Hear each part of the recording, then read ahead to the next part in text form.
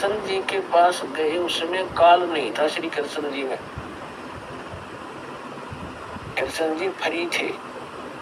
तब श्री कृष्ण जी से सारा दुख बताया, आपत्ति का कारण जाना।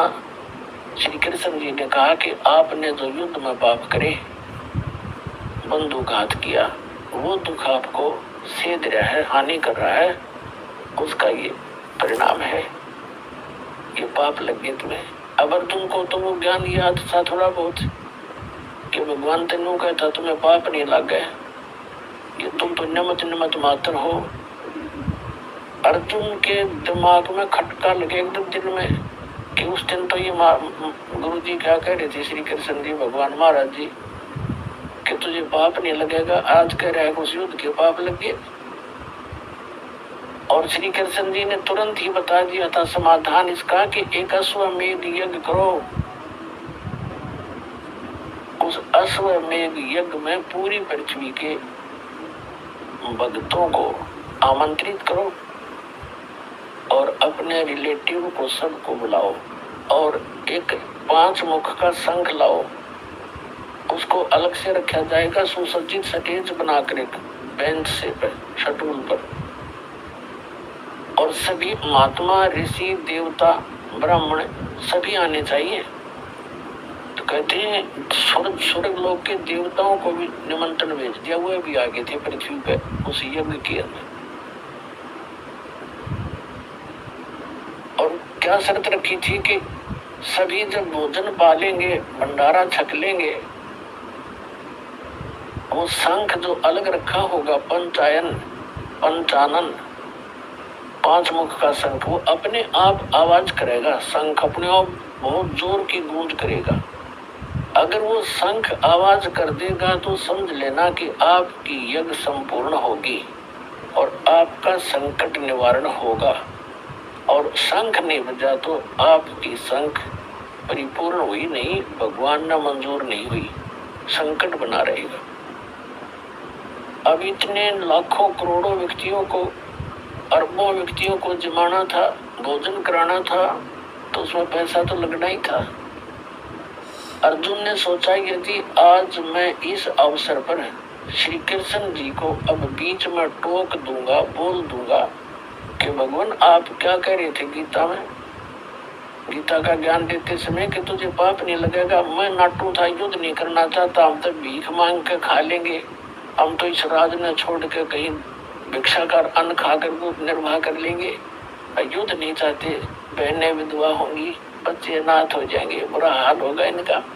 और पुरुषों के मरने के बाद औरतों को दुष्ट लोग तंग किया करते हैं, यहाँ तक विचार करके मना कर दिया था।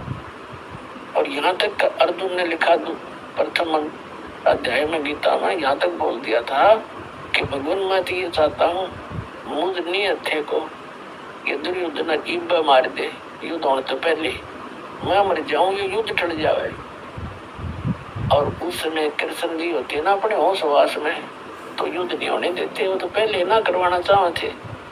यहाँ तक प्रतिज्ञा कर ली थी श्री कृष्ण जी ने कि मैं युद्ध नहीं करूंगा, हथियार भी नहीं उठाऊंगा, एक तरफ मेरी सेना होगी, एक तरफ मैं होऊंगा। क्या वो महापुरुष पर युद्ध करवा सकता है? ऐसा जुल्म के लिए प्रेरित कर सकता है? नहीं। श्री कृष्ण में बोला वो काल, उस समय काल नहीं था जब युधिष्ठिर पर आपत्ति आई।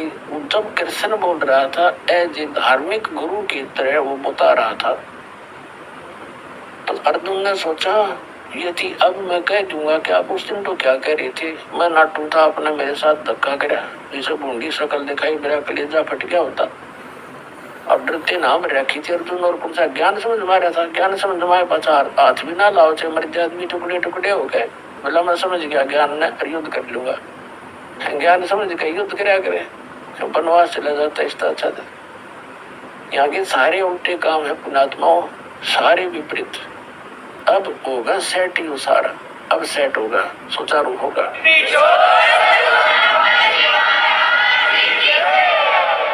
तो अर्जुन ने सोचा यदि मैं अब बीच में टोका टाकी करूंगा, बोलूंगा, तो युधिष्ठिर जी नो सोचेंगे कि भाई मेरे संकट निवारण में खुश नहीं है, क्योंकि इसने पैसा खर्च होता दिखा है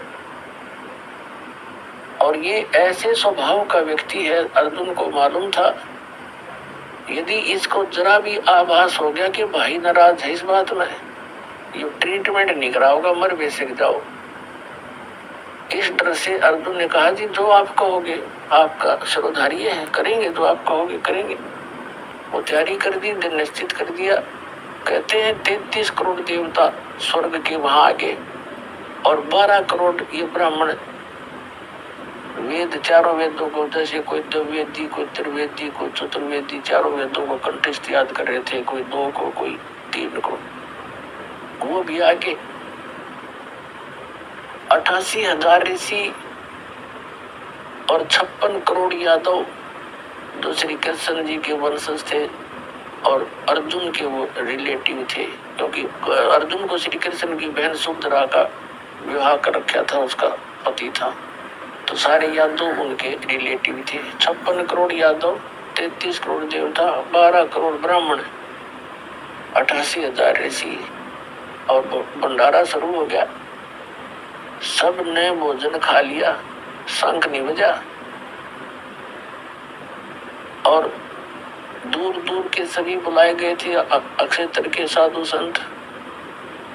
जिस साइड में कबीर परमेश्वर का भगत था, परम भक्त सुदर्शन जी, पुणात्माओं परमात्मा कहते हैं चारों युग में संत पुकारे, को के कहा हम हेल रे, हीरे माणिक मोती बरसे यो जुग जुगता ढेल रे। चारों युग में आए परमात्मा कबीर जी। सतयुग में सतसुकृत ऋषि के नाम से, त्रेता में मुनिंद्र ऋषि के नाम से और द्वापर में वो करुणा में नाम से ऋषि के नाम से आए हुए थे। ऐसी लीला करते हैं परमात्मा, जैसे कलयुग में की थी वो एक लीला ऐसी ही करते हैं प्रत्येक युग में। कमल के फूल पर, सरोवर में खिले हुए कमल के फूल पर शिशु रूप धारण करके प्रकट होते हैं, सतलोक से आते हैं अपने निज स्थान से। वहां से एक वाल्मीकि परिवार था जो निसंतान था, वो उठा लेके घर पे, वहां उनकी परवरिश होने से वाल्मीकि कहलाए। सतयुग में तो ऋषि थे वो, और त्रेता में मुनिंद्र ऋषि, द्वापर में वाल्मीकि जाति में, जैसे अब कलयुग में जुलाहा जाति से प्रकट के कारण जुलाहा प्रसिद्ध हुए थे, उस समय वो वाल्मीकि प्रसिद्ध हुए थे। नाम उनका करुणा में था। उनका एक शिष्य था सुपद सुदर्शन, वो भी वाल्मीकि था, उसी वर्ण में थे। वो उनको सही समझ सका था और सतलोक देख कर वापिस आया था। ऐसे लेकर गए थे परमात्मा। तो अपना कबीर साहब कहते हैं जो देखेगा मेरे धाम को सो जाने तय मुझ, गरीबदास तो से कहूँ सुन गायत्री कुछ।